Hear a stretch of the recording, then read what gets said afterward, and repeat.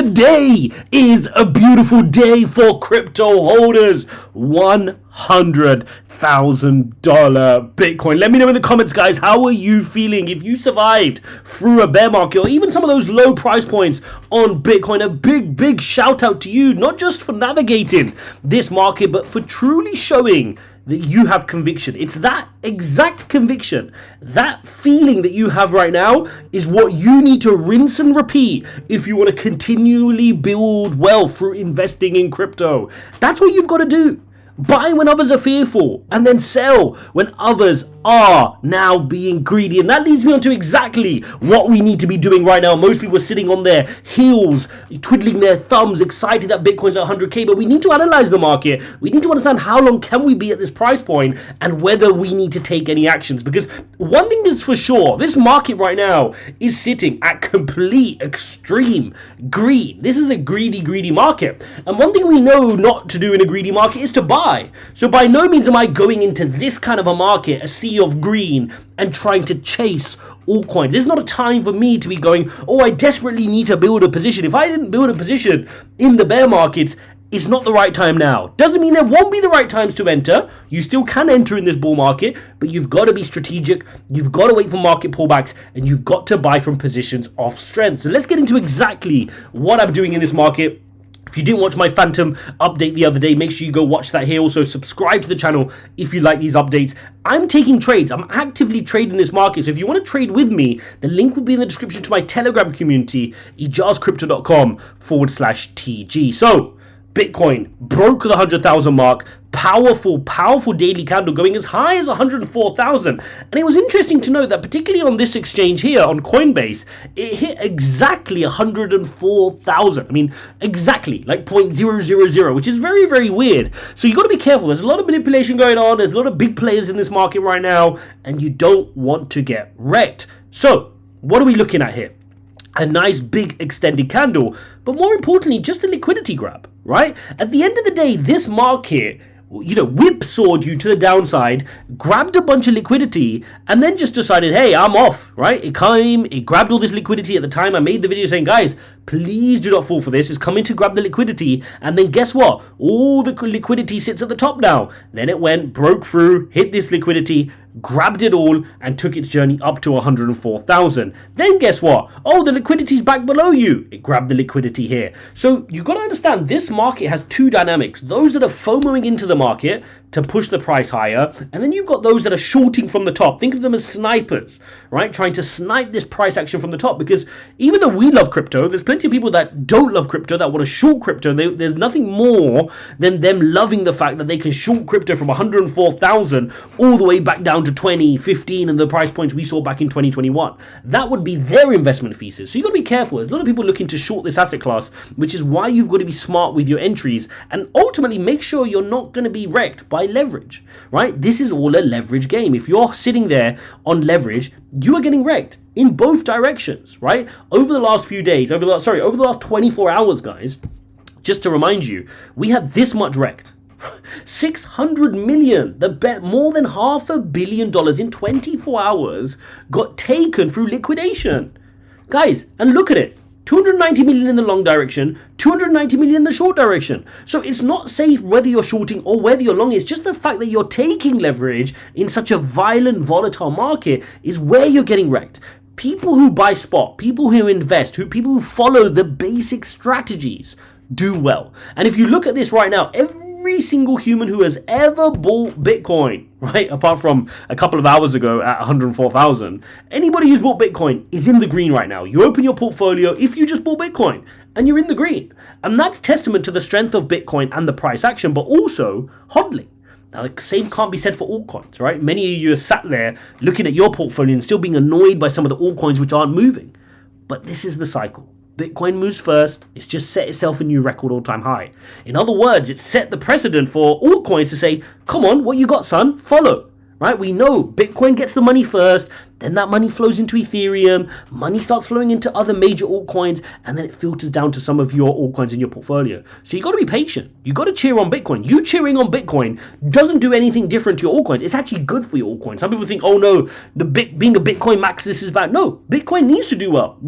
If Bitcoin didn't exist, your altcoins do not exist right now, right? We got to understand that the majority of this market cap is Bitcoin. Let's pay respect to that. When you take a look here, when coin market cap, way too excited, $2 trillion, right? $2 trillion asset class. Now, years ago, I made a video of how early we are to Bitcoin, years ago. And in that video, I remember, I'll see if I can link it up. I made an example of, how small Bitcoin is as an asset class compared to the likes of gold, compared to the likes of real estate, compared to the likes of bonds, compared to the likes of even, commodities like silver and all these kind of things. It's small. Stocks and shares. It's small. And so if you make the thesis that it starts growing, that's where you start to see the crazy returns. So when you see people talking, a 10x from Bitcoin right now, a 10x from Bitcoin right now takes Bitcoin to 20 trillion, at which point it's not a small asset class, right? Now you're competitive with the US stock exchange and all this other stuff, but this is a global store of value. Right? This is not just for the US stock exchange. This is a global store of value. So you can make arguments that this has still got a long way to go. Look at the likes of Ethereum sitting at $470 billion in market cap, $500 million. Could that now go and become worth 800, 900, maybe knocking on the door of $1 trillion, right? Knocking on the door of $1 trillion. Could that be the case? I mean, if you get a double here up towards that kind of $1 trillion mark, Ethereum will be close to 9,000. Many people will expect that, right? The market's going to grow. XRP sitting at 130 billion. Could that take the position of Ethereum? Could that double up to 280, 290 billion? A lot of people will be betting on the same, right? XRP to $5. These are all things that can happen when the market is growing. When the market is growing, that's where you win, right? I see a lot of people, like, for example, who's going to win, Apple or Microsoft? Well, if you fight Apple versus Microsoft on the existing market, you can fight, right? One owns 50% of the market, the other one owns 50% of the market. You went to 60, you went to 40. But the main business people, the entrepreneurs know, hang on, we just need more people to buy computers and we can both grow. And that's the thing you see with cryptos and altcoins as an analogy, right? If the crypto space grows and more money comes into crypto overall, all the good altcoins will benefit from it and the whole market will benefit. So we're sitting here, market cap of $3.67 trillion, up 5%, $350 billion of volume moving every single day. This is not a joke of a marketplace. This is not the early days of crypto where people thought it was a scam and you didn't know how to get on the exchange to transition. Those were the good old days, weren't it? But now it's easy, right? It's so much easier for people to get access to crypto. People are more educated about crypto. They've seen crypto time and time again, proving them wrong. And I know, as somebody who's in crypto all the time, like, even just the reaction I get, right? When crypto's doing well, when I tell somebody I'm in crypto, oh wow, you're so smart, you're doing this. When crypto's doing bad, oh yeah, crypto's a scam, crypto's this, it's going to zero, isn't it? Why would you do that? Why don't you get a proper job? Like, all these kind of things. So this market is maturing. And so if you look at the total market cap here, what's very, very interesting, and we called this breakout, right? We saw the break of trend. We called the break of trend. We are now at record highs, which is fantastic. Finally, we've broken the record high. The previous one here was that 3 trillion mark. And now more money is flowing into crypto. This is the most money that has ever flowed into crypto. Okay, so you had a 10% week here, you've then had a 3% week, and now this week 5.64%. If we exclude Bitcoin, okay, you can see that we're not quite at an all-time high. See? So Bitcoin is forcing us to be at an all-time high because Bitcoin is at a record. But if you exclude Bitcoin, right, Ethereum and all the other altcoins still haven't touched its previous all-time high from November of 2021. So there is still room for altcoins to go, right? I mean, if you look at where we're at right now, just to that previous all-time high, we're about 7.6% off. And then you're going to want to extend, right? You're going to want to push this up and have, break through 2 trillion at least here on Ethereum and the other altcoins. If we exclude Ethereum as well, then you will see that we're at we're about at all-time highs, which leaves you an interesting kind of conclusion, because somebody the other day was asking me on WhatsApp about Ethereum and my thoughts on Ethereum. I still think Ethereum's got to catch up. I feel like Ethereum has been lagging, but it's perfectly normal. just like I said, Bitcoin will move first. You'll see Ethereum moving. I still think Ethereum's going to go on quite an explosive move. That's my personal view. And this kind of chart kind of backs it up, right? Because the total crypto market cap, the total 3, which excludes Ethereum, is at all-time highs, right? It's just kind of broke through it. And yet total 2, which includes Ethereum, hasn't. So it looks like Ethereum is lagging the market a little bit right now. Now, if we jump onto the Ethereum chart, you can see that, let me just get some lines out the way. We can see that with Ethereum, you are still another 23% from all-time highs, right? It really did have a strong period back in 2021. And so there's still some arbitrage here left for Ethereum, in my personal opinion. The other thing worth looking at is the ETH to BTC chart. Look at this ETH to BTC, it's hard, it's a tongue twister. Look at this Ethereum to Bitcoin chart, right? Hugely downtrending here. It has been for a very long time. Is it about time we start seeing some support, right? Do we start seeing some support from this level, maybe just around this kind of little box here? And do we start bouncing? You can also see that ties in with that red horizontal line I already had drawn around 0.03. Will we start to see some support? Will we start seeing an Ethereum run? Because this was a downtrend. This was an M pattern which we followed. Will it now manage to go on an Ethereum cycle? And typically we see that, right? If you look at the patterns, you see Bitcoin, then you see Ethereum having its move, then you'll see the others. So I won't be surprised to see Ethereum have quite a strong movement here. So to summarize this video, am I buying loads of stuff right now? No, I'm enjoying the pump. I'll look at my portfolio a little bit, and then I'm going to say, okay, what do I need to do from now?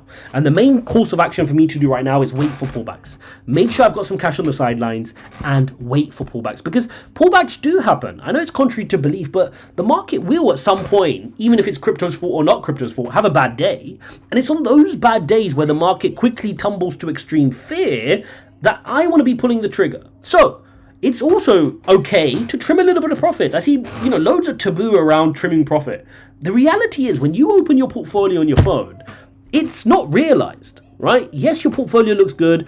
Until you take it into dollars, it's not realized in terms of you wanting to spend it. If you have a long time horizon, like I do for my Bitcoin, right? I don't intend to sell my Bitcoin, nor do I need to. I'm happy to hold it for a very, very long time. I mean, longer than most people's horizons, right?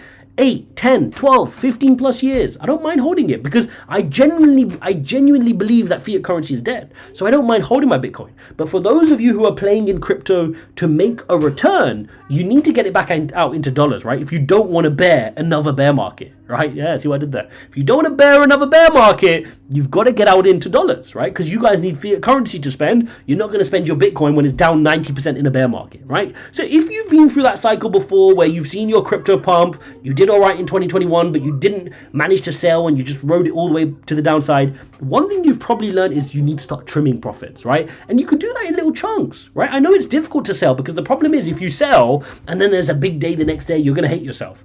But that's life. That's the market. It's not Pokemon. You're not going to catch them all. You're not going to capture the perfect move on Bitcoin. It's just about winning. It's about making money, not losing money, and being able to repeat that time and time again. So, exciting moment for crypto. Hopefully, we can use this to push on from here. I mean, I wouldn't be worried if we had a little bit of a pullback, if we want to come back down to some of these levels. I mean, I'm not going to panic. If Bitcoin wants to come down to 90 or even drop below 100 again, that's not an issue. I mean, this move is super extended, and last week was just a minor pullback. I mean, I know the wick came quite low, but it shows how much bullish momentum there is in this market right now. I mean, that at some point is going to call off, and when that calls off, you will see a bit of a sustained pullback where the bears can actually, maybe move Bitcoin down by $7,000, $8,000, $9,000, and then you'll start to see a little bit of fear come back in. And it's only at those moments that I'll actively be looking to buy, and I'll let you guys know in my update videos as well. So there you have it, guys. There is an update on the market. If you like this type of content, don't forget to smash up the likes,